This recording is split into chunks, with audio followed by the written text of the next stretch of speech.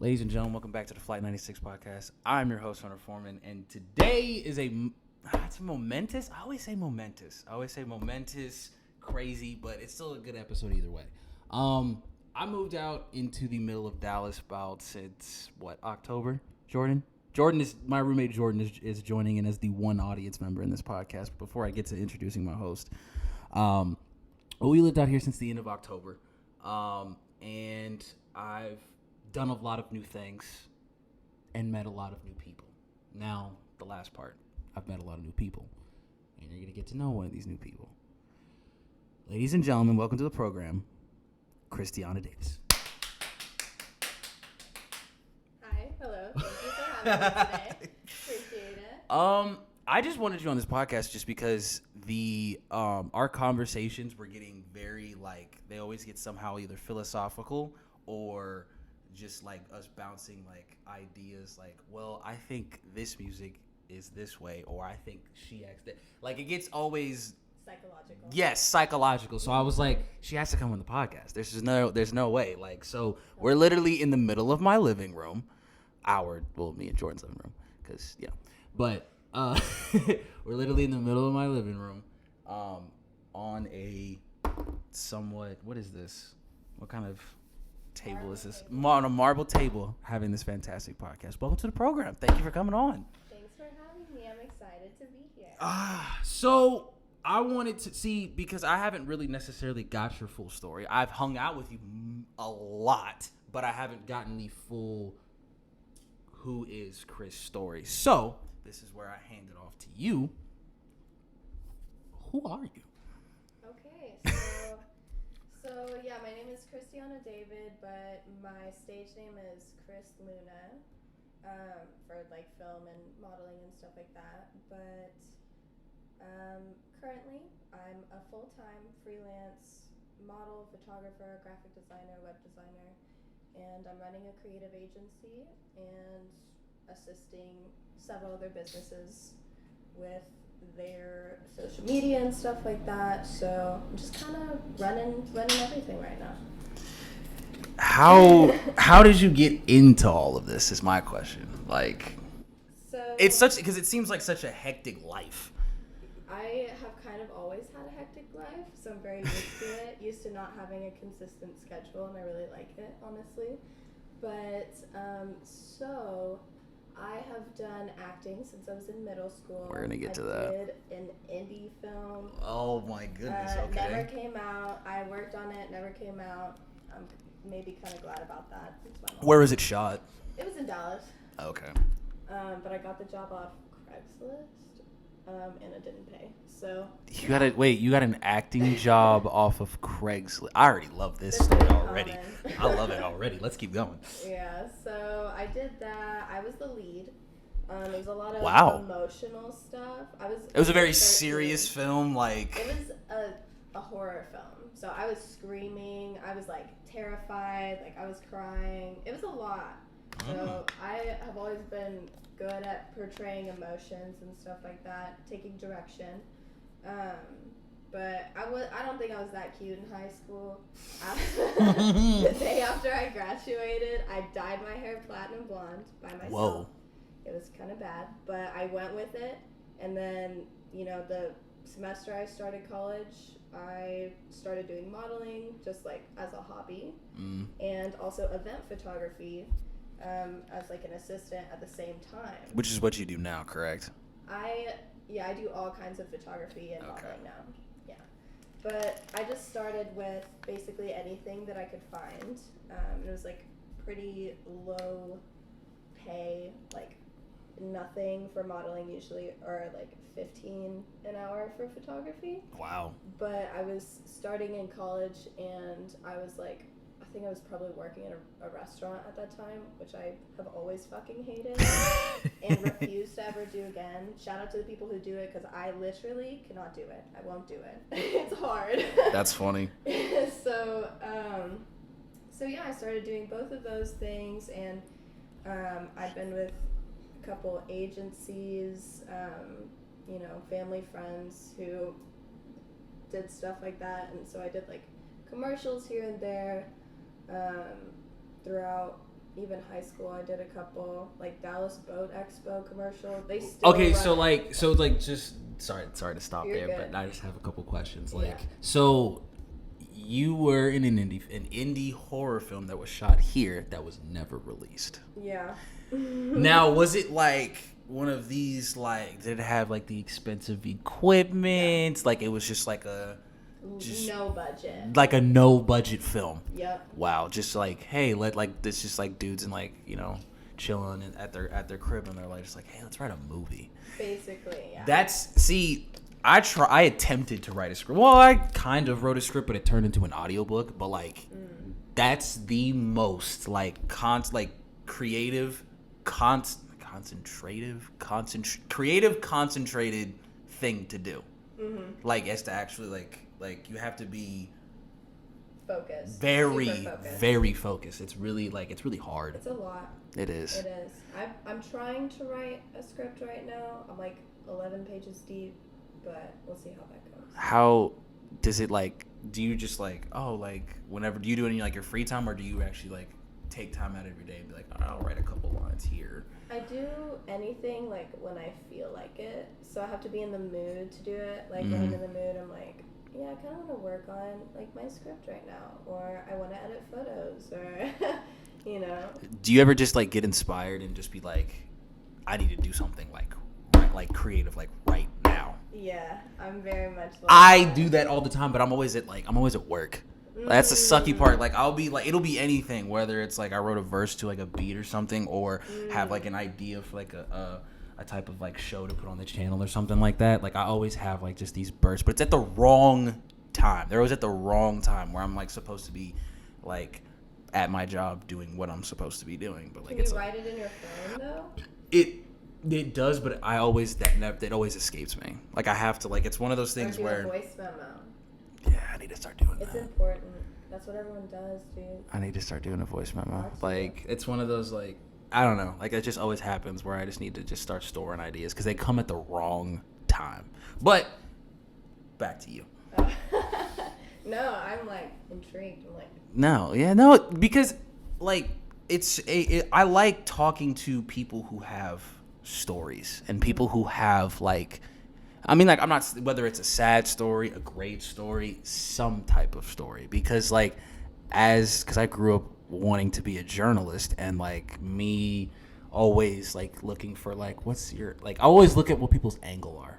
yeah. Like, if I can't figure out you in the first 5 minutes when I'm around you, then it can either be a good thing or a bad thing. Usually bad.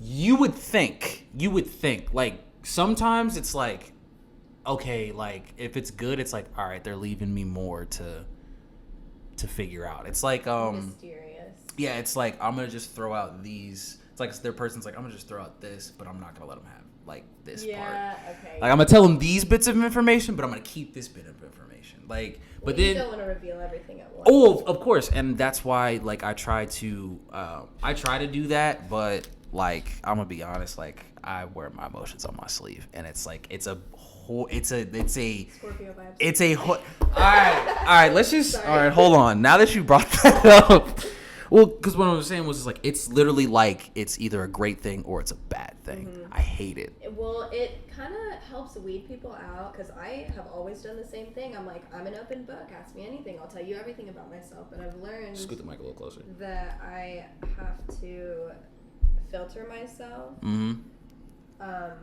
But if you don't, it weeds people out pretty quick, because the people who are going to like you are going to like you regardless, and the people who aren't going to like you because of all your fuck-ups, you probably don't want them in your life anyway. Yeah, but it's like, you try to, you think you're good at that. You're good at weeding people out, and then you find out, like, the one person you didn't weed out is like, you've been a snake the whole time. Like, it's just it's just a thing where it's like, it's just like a constant struggle. Yeah, it's just like, if it's one thing, it's another. Yeah. But when you started to, now the modeling aspect, is it now based on what we see, because we've all seen the modeling movies, we've seen Zoolander, Very we've seen sexualized. Yes, it's always very like drug infested. There's always like it's everybody takes themselves very serious. There's a lot of ego in there. From a person who's actually done it, what is it actually like, and how similar or different is it to what we see like in the movies and stuff? The way that media portrays models is, it's either spot on or way off. Honestly, every model is different. With, people. Yes. Sometimes. And a lot of models, a big percentage are narcissistic, egotistical, in love with themselves, but a lot of them also have the eating disorders and the body dysmorphia. Those are real. That's real stuff. The self-loathing, and some people just do it for fun and because it makes them feel good about themselves. And some people do it because they were blessed with a perfect face and body and everything, and anyone, will take them as an agency. Yeah. Like the model. Well, because you always see it. It's like like those sitcom episodes where there's always a modeling episode in every sitcom episode. It's always like this one lady who has ridiculous hair and has two names, but they're like, it's like Xing Xing or something like that, or like John, like Saint, like just weird, just a like a designer name, like John Vinigucci or something like that. Like there's always that episode in a sitcom where it's like they start touching their face and they're like, you have this great like does that happen? I mean, people are very entitled to models' bodies in general, working with everyone. So I honestly make it very clear, and I actually teach etiquette workshops for modeling where I teach photographers how to communicate and interact with models appropriately and professionally and safely. And if they don't, they'll get their ass blacklisted, So like, a lot of photographers, and it has happened to me more times than I can count, will just touch you, will just move your hair or your bra strap, or wow. So the entitlement goes that far. It's in the dynamic, and that's why honestly, a lot of men become photographers to be able to interact with models and do things like that. And those are the type of people that commit like sexual harassment and assault. And I like talk a lot about that too. It's so, I don't know. We live in such like a interesting society. It's like dangerous it's very dangerous. Photographers in this society aren't really regulated. Like there's not a professional society. There's not like a union for verified. them. Yeah. No, exactly. They're basically all freelancers basically, and they just are assumed to go by these set of rules that over time have been like created, and they're like. And then, the standards. I don't know why I didn't think of that word. But I don't know. That always intrigued me. Like, directors are the most interesting people to me. Movie directors are the most interesting people to me. A lot of them are in technology. What do you mean? Directors. Like, a lot of directors that I've met they have background in technology, but they're, like, very emotionally interesting. I hope I improve emotionally interesting. That's like an interesting the one. way that they show themselves, the way they reveal themselves, the way they react. Yes. Yeah, it's very unpredictable. They're very very creative people, but also all over the place. All over the place. That's the best way I can describe it. And see, like, because I've had people, like, tell me, like, you should be a director. You should work in the film business. And I'm like, I can't do that. It's hard. It's not so much the, like, the physical work and stuff and like that. It's like, oh, I get to be creative every day. Sign me up. But there's also, like, a lot of, like, mental, like, obstacles and stuff that you have to jump over. And like, I'm gonna be completely honest, like I'm not gonna say that like I wouldn't completely rule it out, but it's something that I would that definitely interests me. Like, I just love watching, like, what's a good director, like, or like Martin Scorsese, or like just I love watching like behind the scenes stuff, especially when it comes to like music and watching people in the studio. That shit is amazing. Like interesting story. I found this. I don't know how I found it. It was on YouTube. First of all, YouTube, you can find so many golden gems. It's not even funny. I found this thing of old Jay-Z footage while he was in the studio recording the Black album, and Timbaland was playing him this CD of beats, because this was like 2004, and I think that's when the Black album came. I don't know. So he plays him these beats, and they're just like, and just to see the interaction, it's like he plays him one beat, and Jay's like, nah, and then he plays him the Dirt Off Your Shoulders beat, and he's like, wait, play that again, play that. It's just so interesting. Like human interaction is always like interested, like especially in that kind of like the way people work together is interesting. Like I would like, let me see what's in it. Like Key and Peele. That's a perfect like partnership. Like they both do stuff by themselves, but then when they come together, it's like just this. They create like some of the most funniest skits you can possibly think of. True, very true. Have you ever like what was a good experience like in all of your entrepreneurial, like all of your endeavors? Thank you. Well, shout out to Instagram. Instagram has got me. I'm sorry. 99% of my jobs in the past couple years. Love that marketing and stuff. But, shout out to Instagram. So speaking of directors, a film director found me on Instagram. That's what's up. And because I was going to Colorado, and he was based in Colorado, and was about to, cast for this film. And it was just perfect timing, and he found me, and he, was like, I'll pay you, come out here, do the proof of concept. So that was like before he was even filming. And then I went up there and I did it, and it worked out well. His assistant director actually like touched me without asking, and the director berated him immediately. It was great. He was like, don't touch the talent without asking. I was like, wow.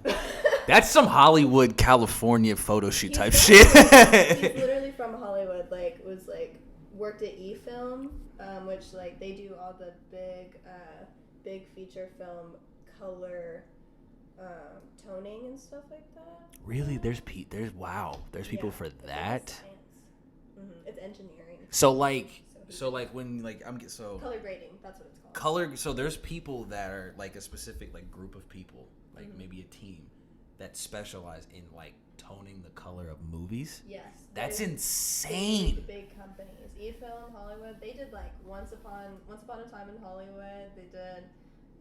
That's insane. Like Birds of Prey. They did what's that movie we watched the other day or yesterday with Will Ferrell? They did the other guys? Yeah, they do like literally all the big. If you look up eFilm Hollywood on Instagram, they have stills of like all the films that they color grade. But he worked there, but he quit so that he could film this movie, and so I worked with him in Colorado, and then I went to Los Angeles and worked with him, and we filmed like more like teaser footage, and that was like after he cast me, he chose me as the lead after I did the proof of concept. So I went Colorado, Los Angeles, Colorado. What is proof of concept before we continue this story? Proof of concept is what directors and videographers and producers do when they're trying to get funding for a film to show that they have the equipment and talent necessary to produce a high-quality feature-length film. Okay. I am learning a lot right now, like for real. Like I am learning a lot. That's insane. I didn't know there was like a special. I didn't know there was that. I didn't know there was that. And then the color grading thing. That's insane. So, do you have any interesting like Los Angeles stories? I don't know how long you were there. Oh I've always wanted to go to California. I've never been. It was crazy. So I went with. So I have a creative agency, Luna Dawn Creative Agency, Luna Dawn Creative on Instagram, and my partner Shy, and our friend, and she's also a model named Coco. We drove from Dallas to Los Angeles first of all. It was like 20 hours. And we stayed there for a week, and while we were there, we were, I got booked out there as a model 3 times, including doing the filming for the movie. And we were like invited to the Teen Choice Awards after party. This is insane. Where we fell asleep. Hold! Stop! We were Pause! tired. We Pause! were working all Pause! day. Pause! I worked 8 hours that day, so we fell asleep and we didn't go. But I think that's a better story. Hold on. Let me get this straight. You fell asleep at the Teen Choice Awards. No, before. Oh, like, okay. I was fixing to say. Yeah, no. That's we an even invited, greater. I was like, do you want to go? And they were like, yeah. And then we like laid down in bed, and then someone was like, do you still want to go? And I was like, no. That's insane. That's insane. Yeah. That's insane. We went to a different club every night because we like met a promoter. So I hosted an event out there, a girl made me up. Okay. I hosted it, and a bunch of people came, and this girl that came worked as like a host at a bunch of popular clubs in Los Angeles, and she was like, do y'all want to go out? We can go out right after this. We can get in anywhere for free. Literally anywhere for free. Cut the lines. This is my kind of lifestyle. This is my kind of life. Bottles. Like we went out every night and we got everything for free. We didn't pay for a single drink or a table. Like this dude, he still freaking messages me.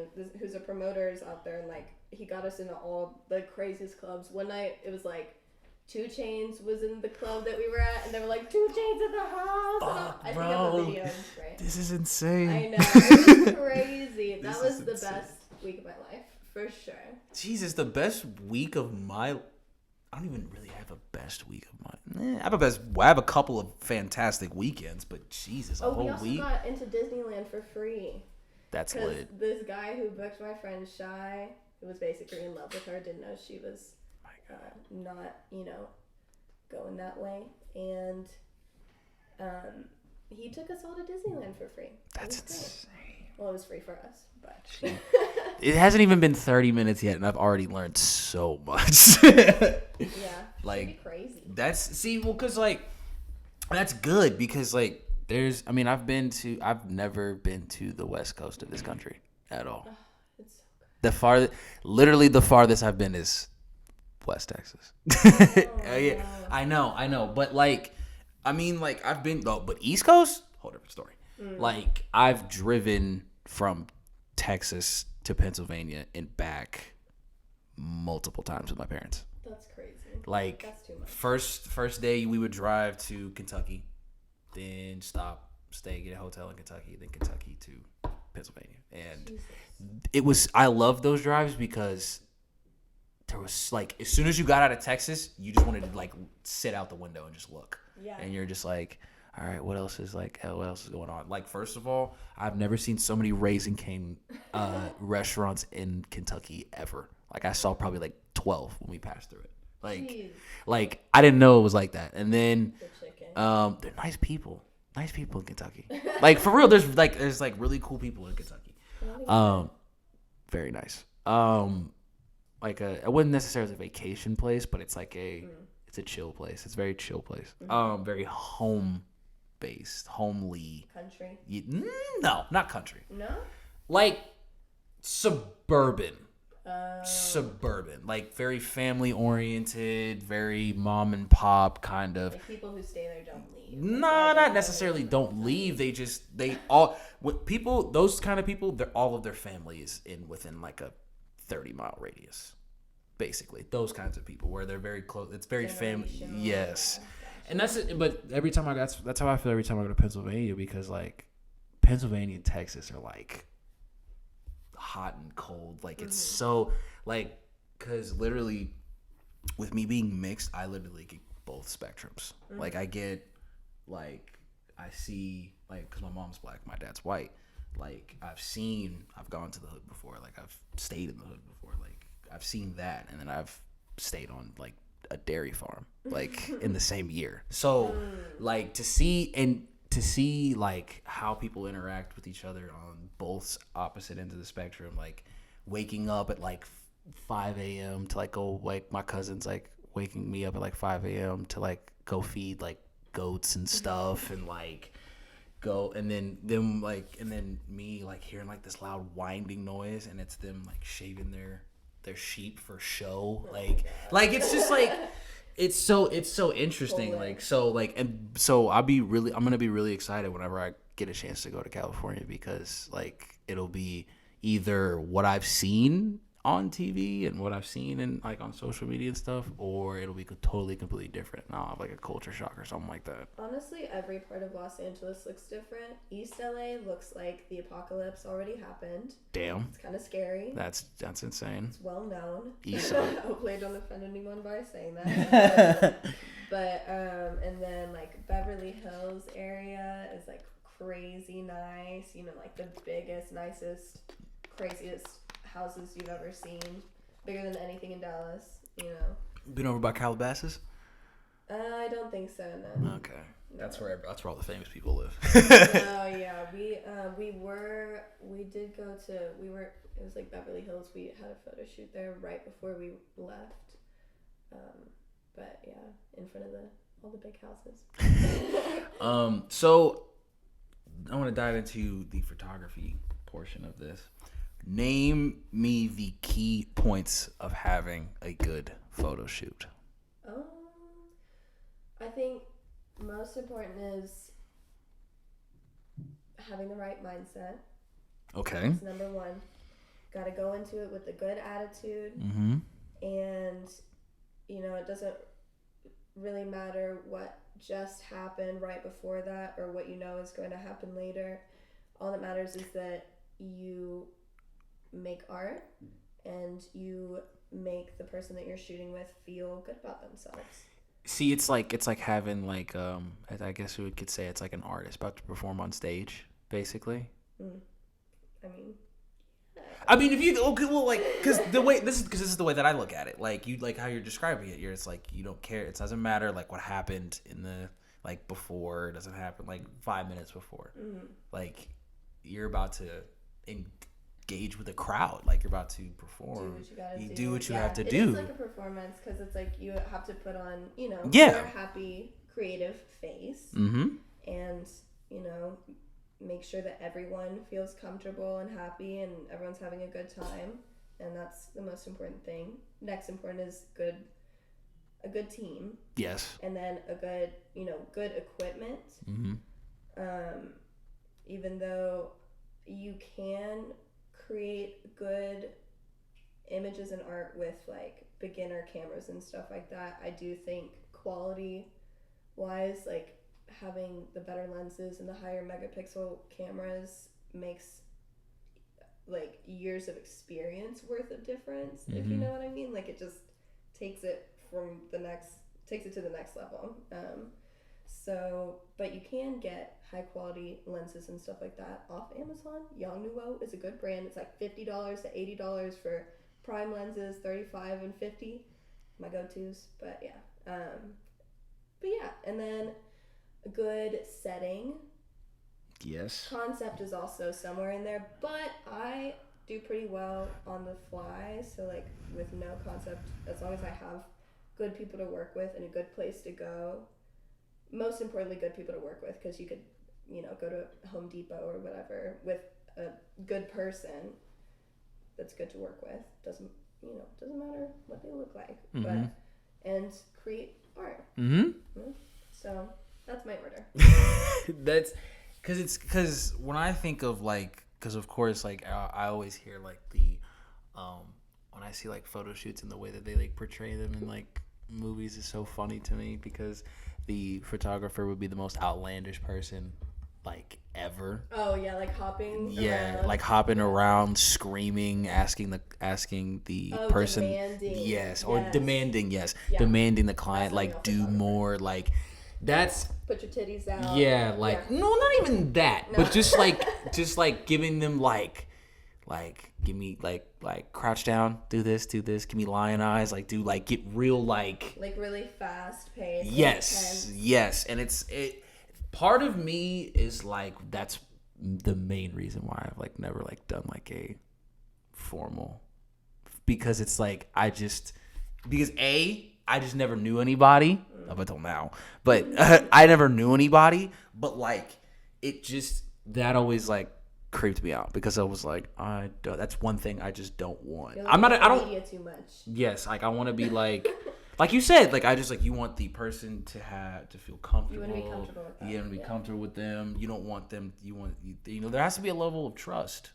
Exactly. There has to be a level of trust. Like this person is taking your pictures. They can make you look stupid. Like they can. They can. That's why portfolio is important, because then you know that they don't make most people look stupid. Yes. But also, I prefer to work with women because I generally trust them more, and bad shit can happen. Well, have you had good male experiences with, like, when you're shooting them or photographing them? Yes. Yeah. Okay. I photographed quite a few men. I've done makeup on men before. Okay. Turns out pretty good. If I say so myself. But yeah, I've worked with a ton of men, like male musicians and male models, or just dudes who need headshots. I don't discriminate. Dudes who need headshots. I love it. Now I have to ask this question because, of course, it's like the most obvious question. Who's the most famous person you've shot? So I'm waiting on the name. Okay. Actually, this is hard. Oh boy. When I photographed events, starting out, I would be photographing the most upscale events in Dallas, where like the Real Housewives of Dallas were, all, like the football players, like all the people, the Tony Romo. Oh, okay. That's what's up. Was it? One year I went to. I don't want to be like, I barely remember, but I think it was Tony Romo's New Year's Eve party. It was like okay. a penthouse of some places years ago. But okay. I barely remember, but it was a long That's day. either a good thing or a bad thing. I didn't drink, if that's what you mean. No, well, okay. No. Yeah, so, I mean, probably, okay. People who have been on TV, I can't remember the names, but they're on my Instagram. Okay. All the Real Housewives of Dallas. That's insane. Shout out to my mom. Like she loves watching that kind of stuff. Oh, can I look? No, go ahead. There's also this little girl, female rapper that I photographed. She's 400,000 followers on Instagram. Her name's Lexi Drew. She cute. Okay. She dressed like she old though. Oh boy. So it's fine. I mean, as long as my only thing is it's as long as what you enjoy what you do at least about 80 to 90% of the time. Yeah. Then that's why I do what I do. That's good because because people would just say that they want to become a photographer and then they would settle for a 9 to 5 and be like, I wish I could do that. And then when you can, it's just you have to go. You have to get at it. You just have to jump in the that's just you have to jump in the pool. Sometimes in life, you have to say just screw it and jump in the deep end and see if you can swim. And if you don't, you'll just work till you die. That's about it. That's about it. It's. And I don't want to do that. I mean, I would love to work, but I also would love to do something that I actually enjoy instead of make money doing what you love. Yes. That's the new thing. That's the millennial vibe. We're not gonna do shit we don't want to do. I mean, literally, what is her name off Instagram? She's the most famous Instagram model. Brittany Renner. Oh. She makes. She said she made she made 200,000 off of a book, and I was like, what? Probably a book teaching how to be an influencer because that's the new thing. Well, she put out a book literally telling her relationship stories and all of her, I guess sexual stories or something. She was on No Jumper a long time ago with what's the Tiana Trump. That's her name. She was on that's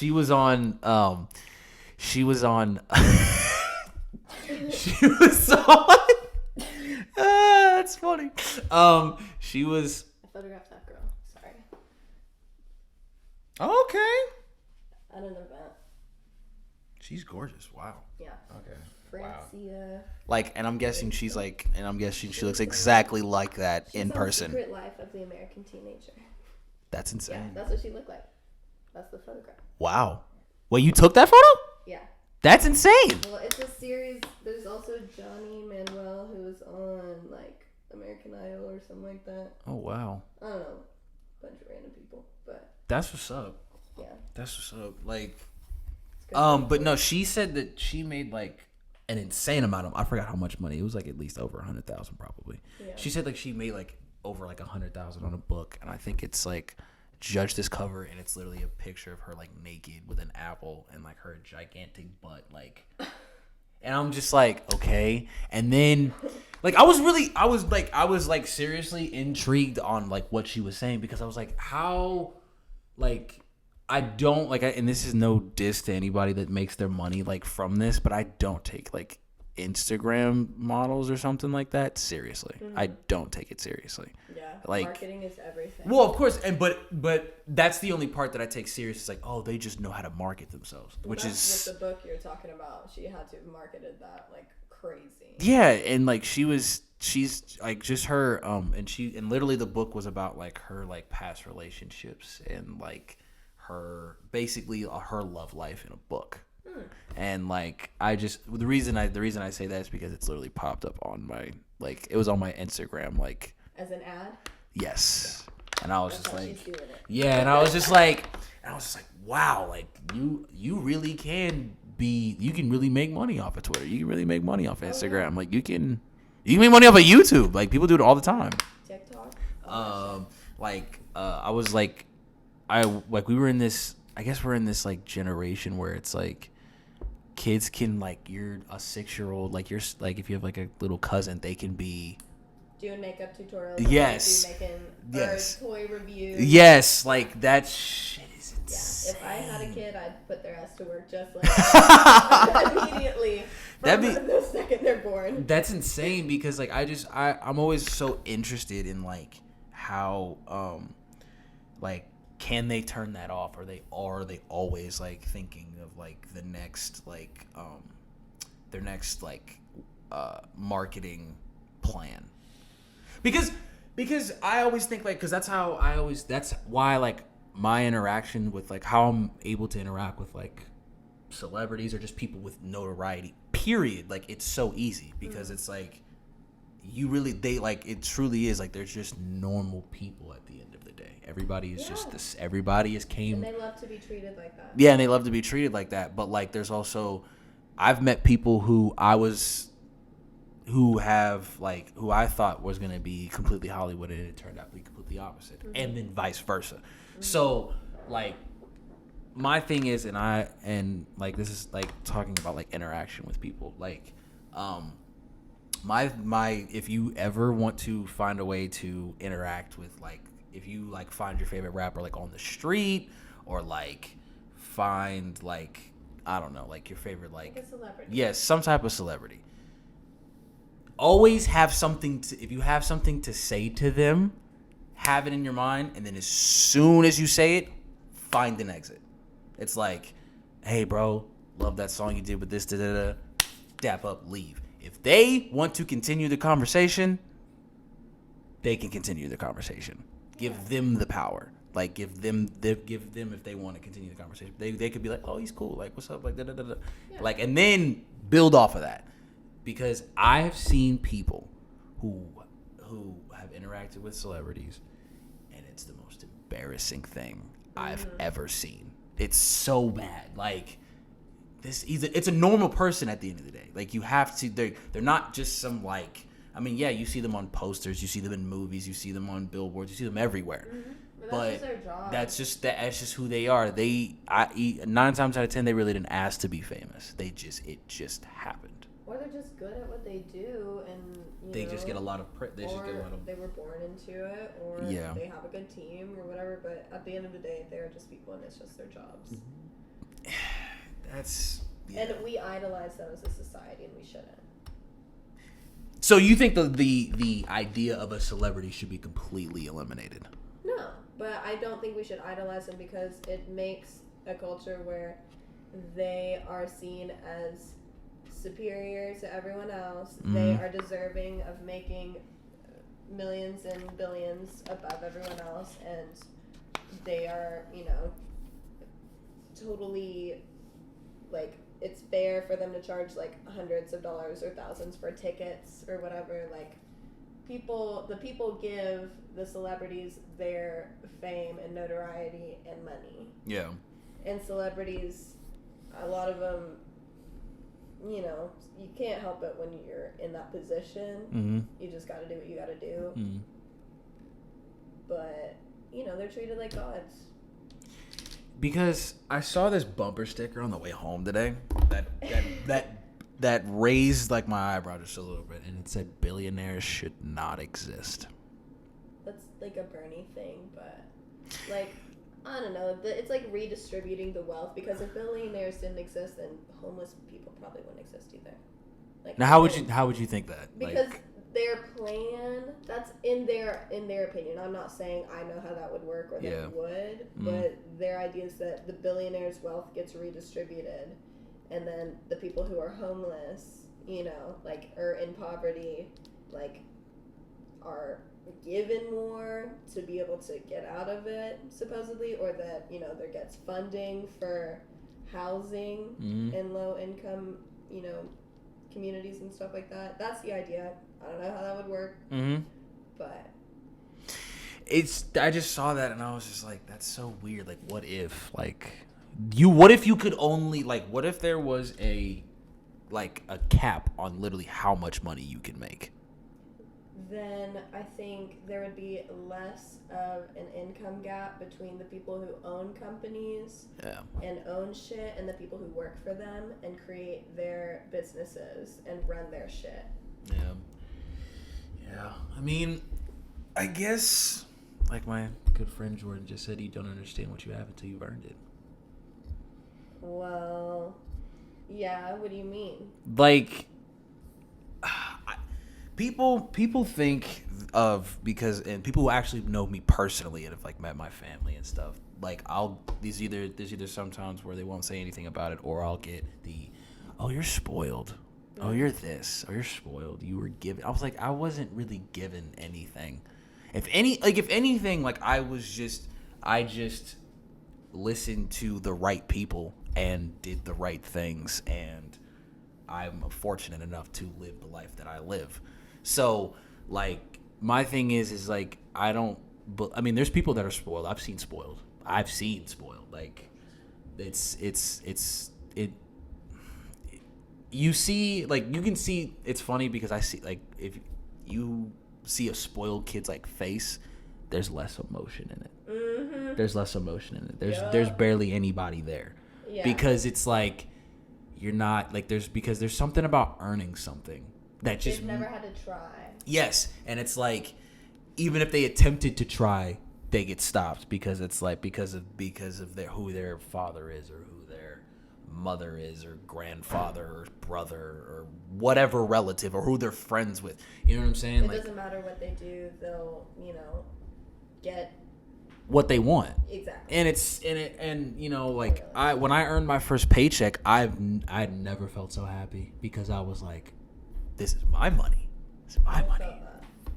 This is my money. I can do this. Like, I'm fortunate enough to live a very cool life, to do cool things, and, like, am able to, essentially really do what I want within my means. So, I like, there was always these people like I remember, like, I think of everybody watches, like, history movies when you're in, like, school and stuff, where it's like dictatorships and stuff like that. I would literally blow my brains out. Like, if somebody was, like, commanding me what to do, like, if there was, like, a government dictatorship, like, I couldn't do that. Like, like authoritarian? Yes. So totalitarian. Yeah, So Shout out to history class. For real. It's just it's an interesting thing. Like, I just like society right now. Like I said this yesterday. We live in such a pics or it didn't happen type of, you know what I'm saying? Like everything has to have proof. Yep. You know what I'm saying? Like and it's because like our trust issues have gone down so crazy. Like I could or gone up, you know what I mean? But like I could tell you like, hey, I just hung out with Will Smith, and then you'd be like, you would not believe me unless I had pictures with it. Yeah, probably. Like, but like if I would have told you, say like in I don't know the 90s, maybe like if I told you in the 90s, y'all just hung out with Will Smith, you're like, what? Tell me everything. Like, yeah, like true. but now it's just like. Because it's readily available, everyone has it at their fingertips, and if you didn't do it, you probably weren't there. Is what they say. Exactly, and it's like when I see like kids like rushing to celebrities with phones, that bothers the crap out of me. Like I'm call me old fashioned, call me weird, but like if I was like literally, I would just keep my phone in my pocket and wait for the right time to ask respectfully if I could have a picture with them. And if they can't, and if they don't, and if like nah, like I gotta run, it was nice. Then that's a memory that you can have for the rest of your life. Be like, damn, bro. Like, I remember one time I saw such and such on like the street and shit, and I talked to him for a little bit. It was cool. Mm-hmm. Like, it would like another perfect example. I was in Houston. I was at a battle rap event, and I'm standing on top of the stage where the DJ booth is, and I turn around behind the turntables. There's a little flip, and I was like, holy shit. And I just was like, it wasn't like, let me get a pic. It was literally like, holy shit, I used to listen to your music when I was like in elementary school, bro. Like, I remember Game Over, the song you do with David Banner and shit, and I was like, damn. I was like, what's up, little flip? Dapped him up and then turned right back around. That was it. Like, that was like, if I would have told somebody, I was like, yo, man, I met Lil Flip one time in Houston, they would just be like, yeah, show me. They'll be like, show me. I'm like, yeah. There's nothing to show. Like, I didn't take a picture with them, but like, I believe your story, though. Yes, but still, but like, there's people out there that are just like, picture it didn't happen, and that's literally like, it shames me. I mean, it's the constant technology and media culture, and it's just how it is. I just like, and what Twitter has turned into, where everybody can like vent their feelings and do sub tweets, do all this other stuff. Now, I'm gonna be completely honest. I've been guilty of it plenty of times. I've been guilty of it. I'm not gonna sit here and say I've never done it, but I've been guilty of it. But like but it's sometimes I have to like, it's like an out of body experience when I think about that. Like, cause I'll be like really? Like, there'll be like girls like posting stuff that like, I didn't need to know that. Or people just be like, I don't need to know that. Like, yeah, I think that, I mean, you know, I transferred from using Twitter as kind of like a diary, honestly, like an emotional outlet, to trying to make it professional. And, you know, I think it would be healthier if everyone had little private things, or like just... There's no such thing as privacy anymore. Yeah, but like if, you know, like the private Twitters and the Finstas and stuff like that, like that's, I find like a lot more people are doing that, and they just have their small groups of friends that see it, because they know like they are emotionally supported and that the right people will see it and reach out, because at the end of the day, it's kind of a cry for help. Like, I mean, pretty much every time. Cries for help. That's a big dramatic term, but just as in like, you just want someone to know that you're sad, and you want someone to be like, hey, are you okay? Do you want to hang out? Yeah. Yes, absolutely. That is like me before for doing that. Like, that's like throwing a dart in. That's a bullseye. That's a bullseye statement right there. Yeah. That is a bullseye statement right there. Like, that was really on point. Like, wow. Because like that's what it is. Because and I mean, like I said, I'm not gonna sit here and say that I've never done it, because I have. But as of like recently, like, and it just happens in life, you start to figure out, okay, if I'm in a bad situation or if I'm feeling bad, I can talk to these people. Yes. And it's like, once you figure out who those people are, that stops. I think people who are feeling lonely, even if they have friends, they feel lonely, and like no one wants to talk to them or will understand them, they'll usually go to social media, because then a lot more people will gang together and be like, yes, I feel you, you know, like I'm here for you. Making it public gets like more support and attention. Yeah. God, that is another back-to-back bullshit statements. That was fantastic. That was great. Like, that's just, I don't know, like, it's social media is like a scary, social media does ruin lives. I've said this on this podcast multiple times, because you can one day be a very nice guy, then the wrong picture goes up and your life is over. It can also save lives, but yeah. That too. But I think also, here's my theory, because I've talked about this a lot. The Go cancel ahead. culture. Because people ask me, because I have a blacklist, they're like, how do people get off the blacklist? I'm like, But how do people get out of cancel culture where they fucked up in the past and it got brought back? Mm-hmm. The best thing to do is apologize. Yeah. And say, I was wrong. I was ignorant. Mm-hmm. I know better now. Mm-hmm. I learned. Here's why and how I learned. You know, like, you can't just be like, I'm a victim, like, I didn't mean it like that. Like, you can't deny, because that won't work, and that's what a lot of people do. A lot of famous people have done that. Genuinely have changed since then, you'll apologize and take responsibility. Yeah, I mean, it doesn't happen overnight, but, like, there's also... celebrities respond with tweets, you know, so shit like and it's just, like, there's in the battle rap culture, he's well known by the name of Soulcon, and he had put out a couple of tweets about bringing up Kobe's past and his certain allegations, and it did not go over well. Yeah, it did not go over well. Yeah. And the battle rap culture as a whole was like, peace, bro. Like, you're out of here. See ya. Yeah, and it sucks because Soulcon's a legend. Like, Soulcon came back after, when was the last time he battled? Like, 2010, 2011. Like, 5+ year hiatus in battling, and then he comes back and has one battle, which is actually, they broke the world record for the longest battle ever. It was an hour and 50 minutes. It was insane. Crazy. So, but I still haven't watched it yet because the battle's actually shit. I'm sorry. I'm sorry. I have to be completely honest, but.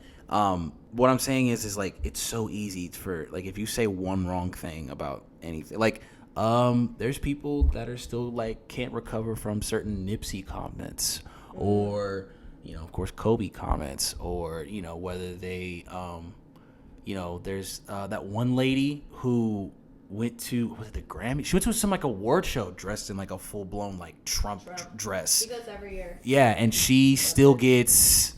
and she still gets shitted on. Sorry. It's okay. No, it's okay. I don't agree with it either, but I don't talk about politics or religion on here because the conversation literally is a circle. It goes round and round and nothing gets solved. It's just bad fashion, in my opinion. Well, okay. From that point of view, yes. From your perspective, yes. Fashion. Yes. Latex, bitch, really? Mermaid, really? Yeah. Trumpet skirt, really? Please. Bro, when I get famous, I want her to be my fashion designer. Like, I want her to be, like, I love it. I'm gonna have my own team.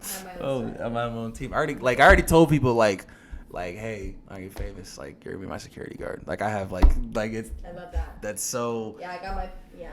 I already have, like, my crew. When all this goes up, I listen, and then, listen. First of all, Jordan, you're not my manager. No, absolutely. You'll be along with you'll just come along with, you'll be posse. He'll be in the entourage. He'll just be in the entourage. Yeah, he'll be in the entourage. Sure. You'll be fine. You'll get into all the parties. You'll get all the cool stuff. Yeah, you'll be fine. Everybody has like personal photographer, and with the stylist. Yes. There you go. See, listen. Everybody wins. Mm-hmm. Everybody wins. Like, you'll get look how much crap you'll be able to get, though. Think about it. You'll be able to get into whatever. Anyways, but I can't. This has been a great conversation. 54 minutes. This is fantastic. Wow. I've absolutely loved every second of this. Because I've learned a lot. But I can't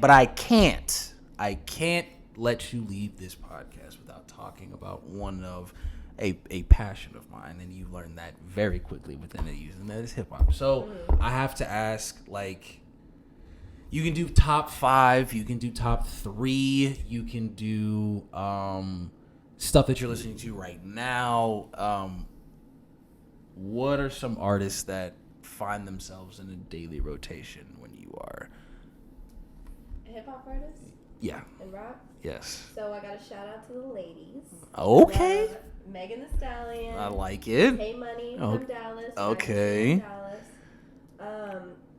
Does Doja Cat? She kind of counts. She kind of counts. I see her as a pop artist, but I'll count it. Genre bending. Yes. Yes. There's a lot of genre bending going on. Flo Milli from Arlington. Shout out Flo Milli. This is crazy. I've never heard. Okay, go ahead. Her. She's amazing. I love her voice. And Cash Page from Arlington. Wow, a lot of low. My friends work with her, like doing her videos, and she's blown up. I love right from Dallas and love. I'm waiting for you to mention one name, but a female? No, it's a male. Oh well, I'm on the female. Okay. Shout out to the females. Shout out to the females. females. Yes. My favorite female MC right now, or rapper, is Rhapsody. Really? She's amazing. I also like Saweetie, City Girl. Shout out to Quavo because that is his boo. Yeah. But yeah, so those are probably my top ladies. That's and then male. For men, Mac Miller. There it is. Yes. I love him. Favorite song from him? If you had to pick. Hey, look. I feel like Will Ferrell. You don't. I designed this tattoo. Just follow your dreams. Okay, bro.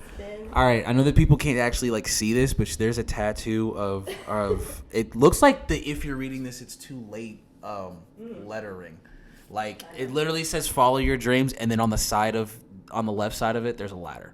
Yeah, it's cute. And I think it's fucking awesome. Thank you. I designed it on Illustrator. That's insane. But Ladders is a great song. I feel like Will Ferrell and John C. Reilly that's in that movie? Step Brothers?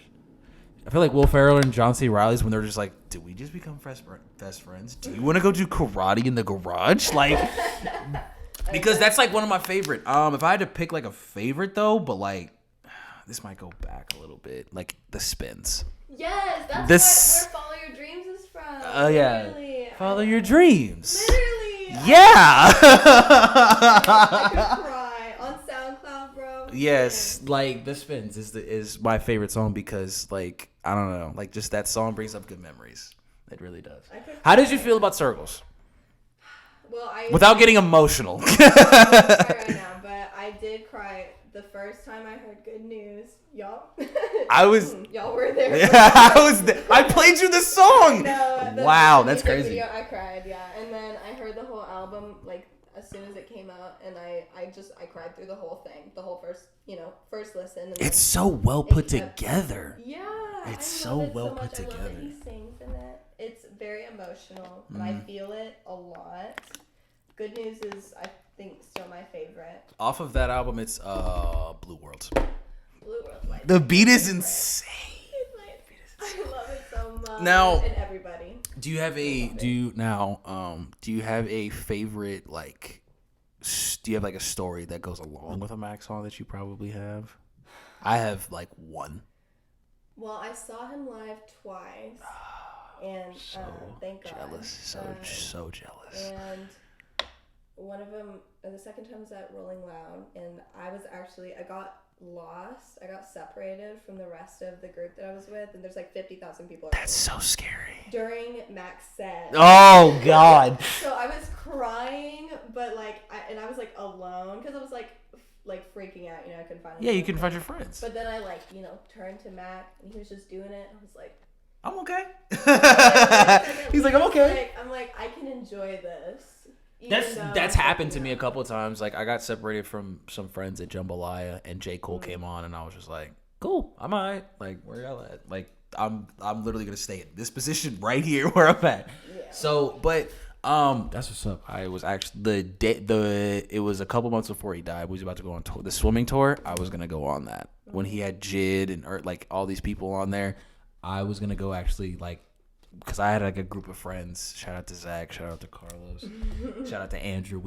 I was literally gonna have like a little like reunion for all of us and go, and we were all gonna go. So that was gonna be dope. But I'm glad you got to see it. Yeah.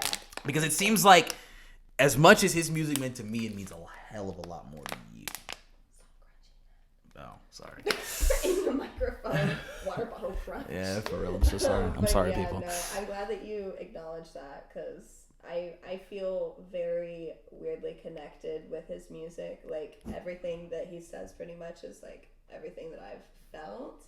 Like, the sad stuff. Yeah. He raps about the sad stuff. Well, and for me, it's, like, some of, like, the happy stuff that he does. Like, I feel like his verse off of Matches, off of Watching Movies with the Sound Off with Absol speaks, like, is, like, my entire high school experience in one. Like, that whole entire verse is, like, insane to me. Yeah. One time I almost got that whole entire thing tattooed on my back, which that would have been a horrible idea. I'd get his face. Just maybe like an hour. No, I get like most dope or like a cool little something like that I can just look at and be like, there's back right there. Yeah. But my friend Yvette actually has Mac Miller tatted on her arm. Yeah. I think it's somewhere. Like it says his name. No, it's his face. It's that. I wish I could find the. It's like him like. Yes. Yeah. That one. That's that one. I opened my mouth. Yes. And closed my eyes. That's exactly what it was. Like so. But I have to say, like, even though like he's put out like, you know, Blue Slide Park and Kids and Best Day Ever and Macadelic. I started listening to him when the Macadelic tape came out, but then I went back and listened to his old stuff. That's what I do with all artists. When I find something, I go back and listen to their old stuff. Me too. So when I here's the story that I have with Mac. When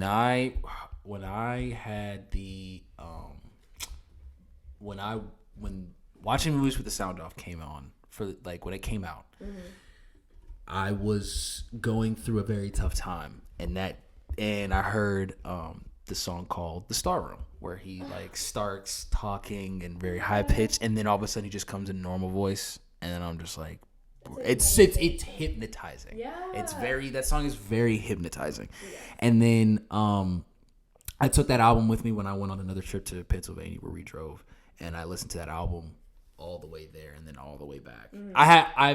That's the reason why Watching Movies with the Sound Off is a very important album to me, and so is Drake's Take Care, because I actually bought when iTunes was a thing. Like I bought that album and I listened to it the whole entire time.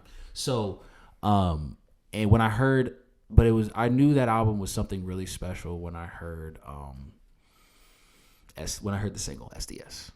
SDS is actually like one of my ringtones. That's a good one. So when I heard that, like every time I listen to Mac, it reminds me of like hanging out with like friends, like when you're like in school and you don't have shit to do, like you're just like more innocent. Yes, yeah, and you're just like, I'm gonna go spend the night at my friend's house, and y'all go do like what y'all thought was like bad shit, which was like smoking. Yeah, it's just like vaping and smoking cigarettes and shit, and drinking like one beer or like that, like the e-cig. Yeah, like and sneaking out and shit, like and riding your bikes around, like video chats. Yeah, with random strangers. Yeah, no, we didn't do that. We would try to like Uvu and like Skype with like girls and stuff, but like that's about it. Like, so, but his music always reminds me of, and we actually, like me and a good friend of mine, I think a week after he passed away, we did a Mac Miller tribute show on here. So that was really dope. But any other male besides Mac, because I had to touch on Mac because that was the first thing. That was the first thing I learned about you. Of course, yeah, I love Mac. So other faves in no particular order. That's fine. Alex Wiley. Okay. Who I've also seen live. Okay. I think he's pretty good. Reminds me of Chance the Rapper. Yes. Yes, I actually agree with that statement. Yeah, right? And then, God, what did I say the other day? Like, Gucci Mane. Yes. 21 Savage. Yes. Um... just good ignorant music. Yeah, good beats. Yeah. I love a good beat. Yeah. Juicy J. Yo, okay, hold on. Yeah. Funny story about Juicy J. Juicy J reminds me of that and this is no disrespect to him. I hope, like, I'm trying to make this sound like it's a compliment, like, but he reminds me of that old, like, high schooler who still wears his, like, Letterman jacket, but is still cool and universally accepted.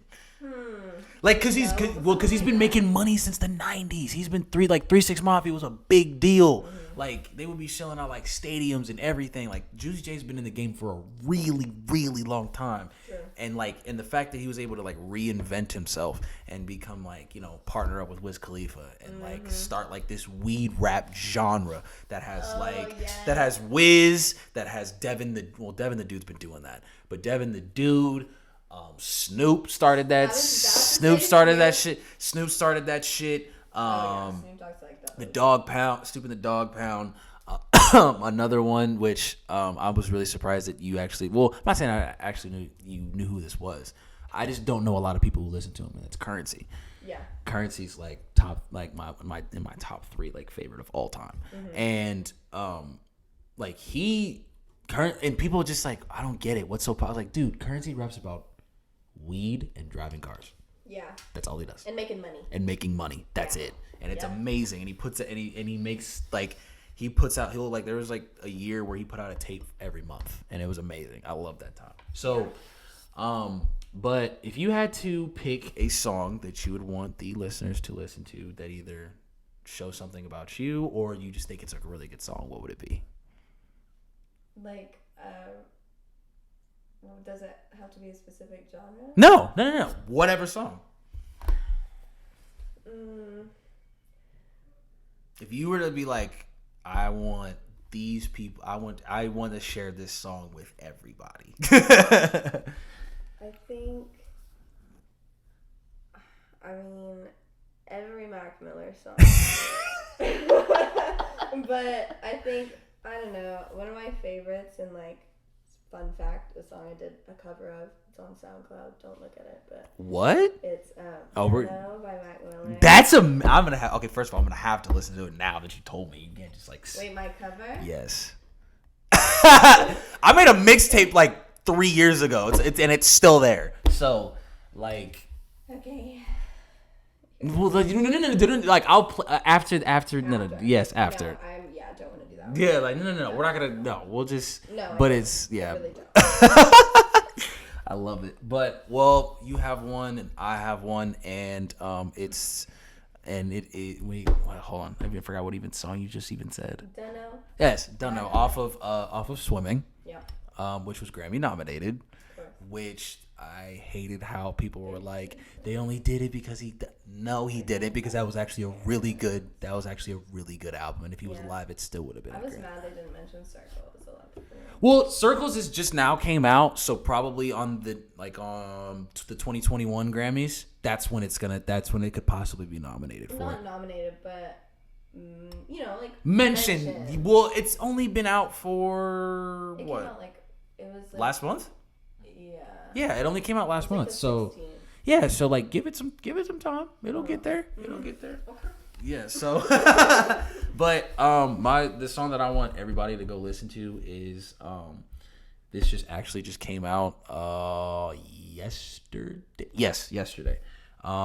Lute, J. Cole's artist his name is Lute, Lute. J. Cole signed him. He's from North Carolina. He has like the most like soulfulest, like he represents what I love about hip hop, like in one person. Like his sound, his demeanor, how he goes about certain songs, how he raps is so like, it's so good. So, and he just came out with a song called GED, Getting Every Dollar. And it's one of the most like, it's a very relaxing kind of song, but it's also him talking about like getting to where he's at right now, being signed by Dreamville, being signed by Interscope, being on a Grammy-nominated record label compilation, Revenge of the Dreamers 3, and they just put out the director's cut, which has like now 30 songs because they just added 12 more because it was 18 before. So like and Jordan can attest this. I played when that album came out and we hung out. I would always play that album. I would either play Under the Sun. I would always either play Down Bad or 1993, which is like 1993 is literally like I love the concept of it because it's literally everybody rapping and then like Buddy comes in out of nowhere and is like, y'all shut the fuck up. We're smoking weed. Y'all shut the fuck up. No, there's no rapping. We're smoking weed. And it's the greatest thing ever. So, but thank you for coming on the podcast. Yeah, this was great. This was great. Love our talks. Is there any where can everybody find you? Follow me on Instagram, Lunar Kris, lunar like the moon, LUNARKRIS. You'll find the rest of my stuff in there. But yeah, thanks. And I will be putting that in the description below. Twitter. Or no, Twitter. Same thing on Twitter. Yeah. Thank you for coming on again. This was awesome. Yay, and till next time. See y'all later.